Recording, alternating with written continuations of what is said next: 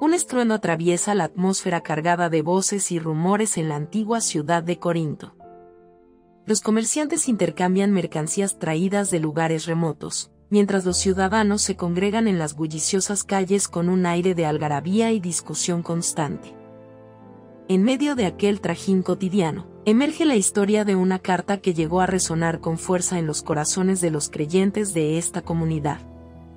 Se cuenta que un mensajero, tras largas jornadas de viaje, entregó un pergamino firmado por el apóstol Pablo, destinado a corregir, alentar y unificar a una congregación que enfrentaba desafíos profundos.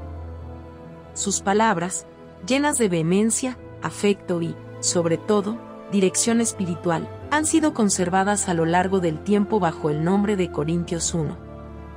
Pero el relato de esta carta no se limita a simples normas o recomendaciones. Se trata de un testimonio conmovedor sobre la necesidad de la unidad, la importancia del amor y la búsqueda de la sabiduría auténtica. Muchos en Corinto eran fervientes partidarios de distintos predicadores.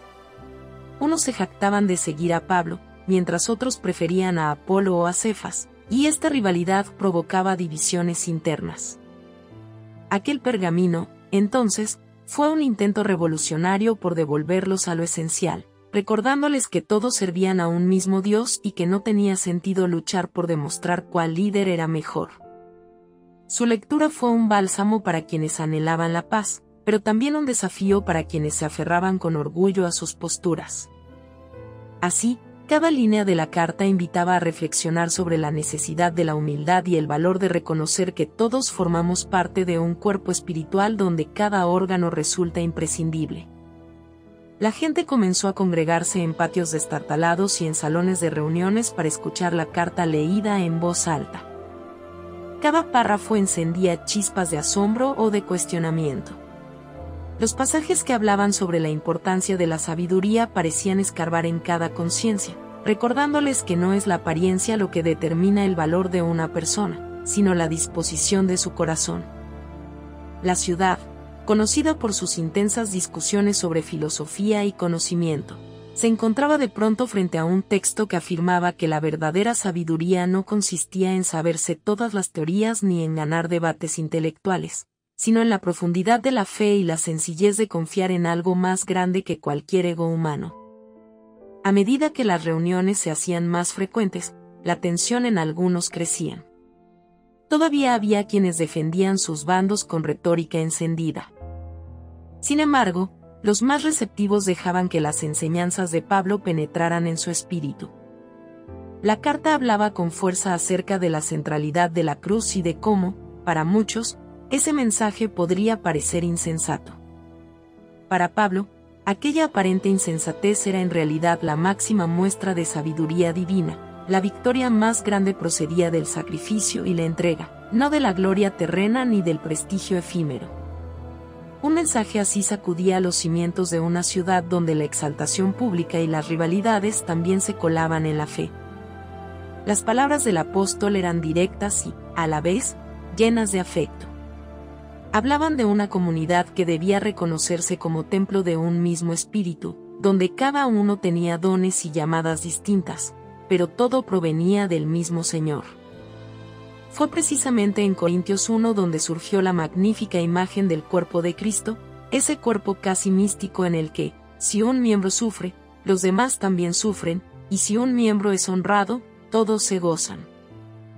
Esta metáfora despertó entusiasmo en algunos, pues se sentían valiosos aunque sus tareas en la iglesia fuesen humildes. Para otros, fue un llamado a la empatía y a la responsabilidad, entendiendo que sus actos no eran aislados, sino parte de un tejido humano espiritual más amplio.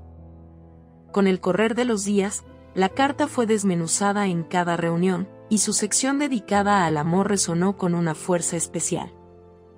Ese célebre capítulo que describe este sentimiento no como una mera emoción, sino como el acto más sublime y sacrificado de todos, logró emocionar a muchos oyentes.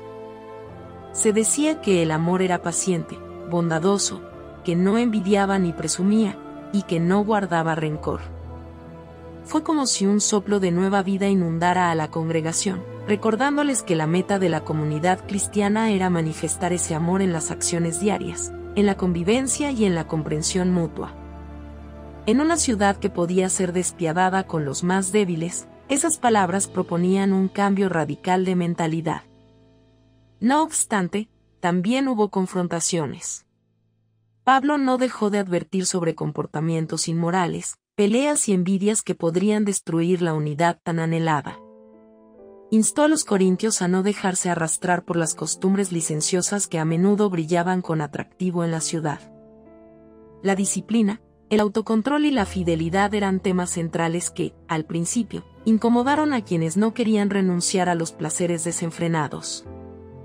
Pero, a la larga, ese llamado contundente a la pureza moral motivó más de un cambio sincero, demostrando que el amor verdadero también implica límites y respeto hacia uno mismo y hacia los demás.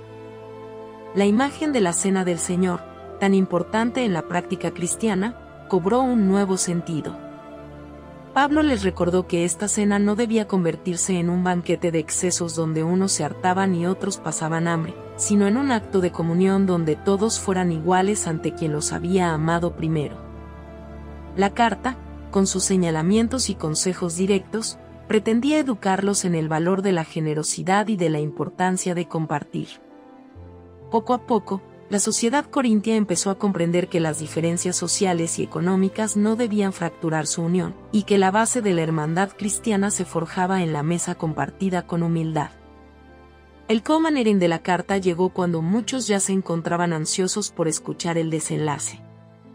Pablo los impulsó a buscar los dones espirituales, pero sobre todo a dejarse guiar por el amor como el mayor de todos. Se presentaba ante ellos un horizonte donde cada uno podía servir con el talento que le había sido dado, desde hablar con sabiduría hasta curar enfermos o enseñar con paciencia. Aquella fue una sacudida de esperanza para los sectores más humildes que deseaban aportar, recordándoles que no había distinciones en la casa de Dios. Todo cobraba sentido si se hacía por y con amor, el principio que, como un faro, debía iluminar la vida diaria de los creyentes.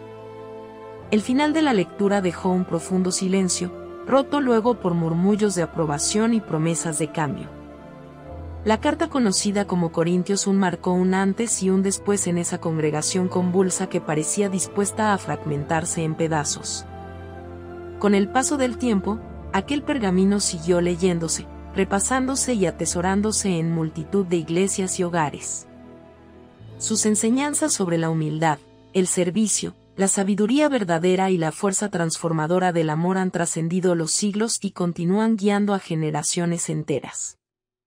Hoy, al recordar lo que sucedió en la antigua Corinto, queda el eco de un mensaje que no pierde su relevancia. La unidad es posible si se sustenta en la entrega desinteresada y en la comprensión mutua, y la fe cobra sentido cuando el amor se convierte en su motor principal. Todavía podemos escuchar el susurro de aquellas palabras que invitan a la reconciliación y a la edificación de comunidades más fuertes, donde cada quien aporte su don sin competir con los demás. Puede que las circunstancias cambien, pero el llamado a ser solidarios y compasivos permanece y sigue siendo esencial para nuestro propio crecimiento. Como reflexión final, es oportuno reconocer que el amor, tal como se describe en Corintios 1, no es un sentimiento superficial ni caprichoso. Es la base que sostiene toda esperanza y la razón que impulsa a perseverar incluso cuando los desacuerdos combaten nuestra armonía. Pablo lo dijo con firmeza y convicción, y su verdad se mantiene viva. Sin amor, cualquier otra virtud se desvanece y pierde valor. Cada uno de nosotros está llamado a encarnar esos principios, a cuidar con esmero de quienes nos rodean y a reafirmar una vez más ese compromiso de caminar unidos, amándonos de manera sincera, compasiva y humilde. Al fin y al cabo, esa es la esencia de un libro que, más allá de su antigüedad, sigue ofreciendo un horizonte de fe y esperanza a todos los que se atreven a escucharlo. Si te gustó el video, por favor dale me gusta y suscríbete al canal, esto nos ayuda a seguir contando historias. Gracias.